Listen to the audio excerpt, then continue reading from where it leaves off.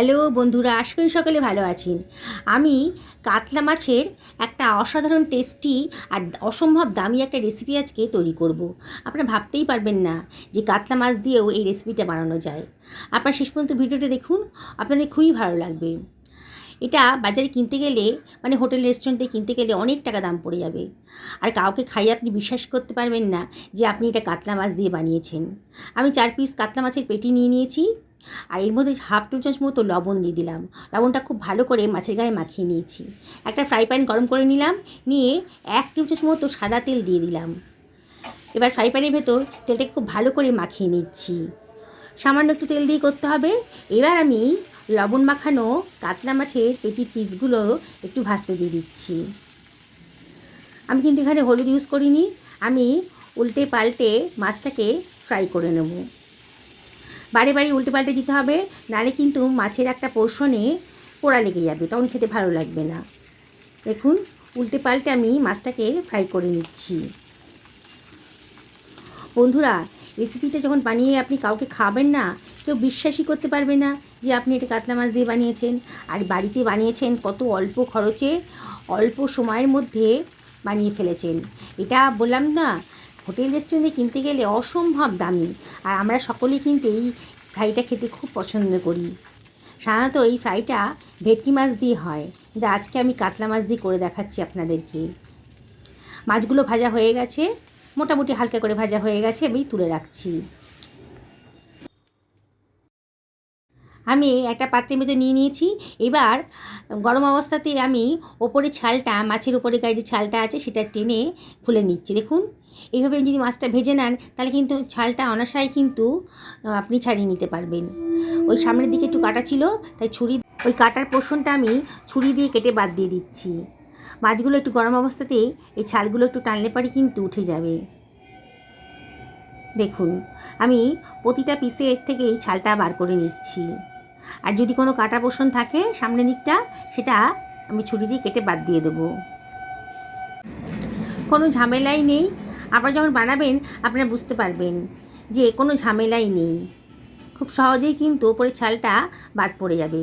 আবার দেখুন, এই মাছের পিসটা দিয়ে একটু সামনের দিকটা কাটা ছিল, আমি ওই ছুরি দিয়ে কেটে কাটা পোর্শনটা বাদ দিয়ে দিলাম।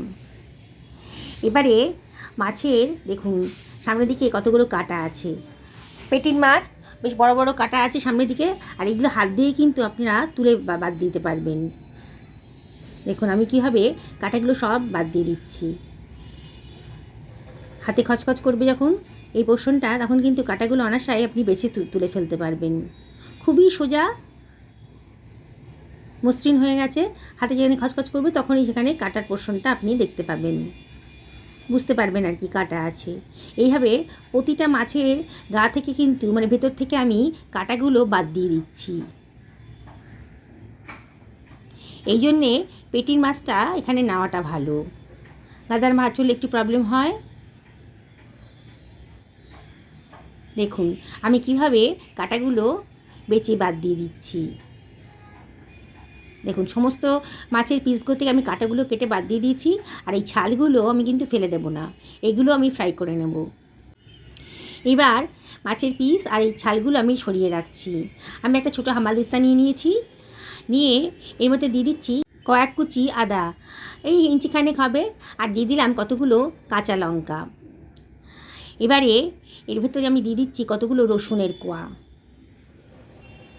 কিছুটা ধনেপাতা এর ভেতরে আমি ছিঁড়ে দিয়ে দিচ্ছি। ভালো করে ধুয়ে নিয়েছি আগে থেকে, সব কিছু পরিষ্কার করে ধোয়া হয়ে গেছে। এবার আমি এগুলোকে একটু থেতো করে নেব। আপনারা ইচ্ছে করে একটা মিক্সার গ্রাইন্ডার করতে পারেন, মিক্সার গ্রাইন্ডার করলে পরে কিন্তু খুব মিহি হয়ে যাবে।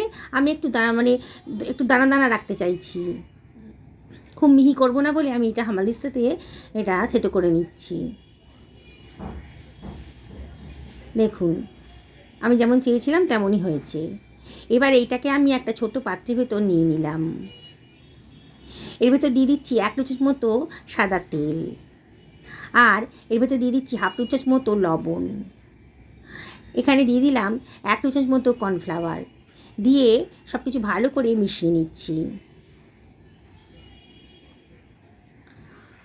বন্ধুরা, রেসিপিটা কিন্তু একবার যে দেখবে না সেই কিন্তু বানিয়ে ফেলতে পারবে। অসাধারণ টেস্টি একটা রেসিপি তৈরি হতে চলেছে, আর অসম্ভব দামিও। এবার এই মশলাটা আমি মাছের গায়ে ভালো করে মাখিয়ে নিচ্ছি। দেখুন বন্ধুরা, খুব ভালো করে মাখাবেন, তাহলে কিন্তু খুব ভালো টেস্ট হবে রান্নাটার। এটা বাজার থেকে কিনতে গেলে কিন্তু অনেক খরচ পড়ে যাবে।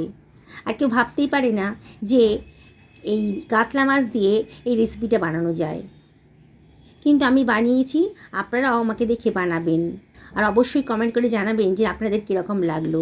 আমি যে ছাড়ের পোর্শনটা ছিল সেগুলোকেও আমি একটু মশলা মাখিয়ে নিলাম। বললাম না এটা ফেলে দেবো না, এটা আমি ভেজে নেব। বন্ধুরা, রেসিপিটা যদি ভালো লাগে তাহলে লাইক শেয়ার কমেন্ট করতে কিন্তু ভুলবেন না। নতুন বন্ধুদেরকে রিকোয়েস্ট করবো আমার চ্যানেলটা সাবস্ক্রাইব করার জন্যে। পাশে থাকা বেল আইকনটা অবশ্যই ক্লিক করে দেবেন, তাহলে আমার রান্নার নোটিফিকেশানটা আপনারা চটজলদি পেয়ে যাবেন। খুব ভালো করে ম্যারিনেশন করা হয়ে গেছে। এবার এটাকে আমি সরিয়ে রাখবো মিনিট 15 জন্য। একটা পাত্রে হাফ বাটি মতো ময়দা নিয়ে নিলাম, আর 3 টেবিল চামচ মতো কর্নফ্লাওয়ার নিয়ে নিচ্ছি এখানে, বাইন্ডিংসে কাজ করবে। আর দিয়ে দিলাম হাফ টেবিল চামচ মতো লবণ, আর 1 টেবিল চামচ মতো গোলমরিচের গুঁড়ো। সামান্য একটু জল দিয়ে একটা ব্যাটার মতন বানিয়ে নিচ্ছি। অল্প অল্প জল দেব, দিয়ে ভালো করে ব্যাটারটা গুলে নেব। আর একটু জলের দরকার আছে, বললাম না, অল্প অল্প জল দিয়ে স্মুথ একটা ব্যাটার আমি তৈরি করে নেব। খুব ভালো করে ব্যাটারটা তৈরি করতে হবে যাতে ব্যাটারের ভেতরে কোনো লাম্পস না থাকে। একটা ডিমও দিয়ে দিচ্ছি, দারুণ টেস্ট হবে। একটা ডিম ফাটিয়ে দিয়ে দিলাম, দিয়ে আবারও সব কিছু ভালো করে মিশিয়ে নিচ্ছি। খুব ভালো করে ডিমটাকে মিশিয়ে দিতে হবে ব্যাটারের সাথে, যাতে ব্যাটারটা খুব স্মুথ হয়ে যায়। দেখুন ব্যাটারটা কিন্তু অনেকটাই স্মুথ হয়ে গেছে। 1 চামচ মতো বাটার আমি দিয়ে দিলাম, আর দিয়ে দিচ্ছি হাফ টেবিল চামচ মতো বেকিং পাউডার, আর 1/4 টেবিল চামচ মতো বেকিং সোডা দিয়ে আবারও সব কিছু ভালো করে মিশিয়ে নিচ্ছি।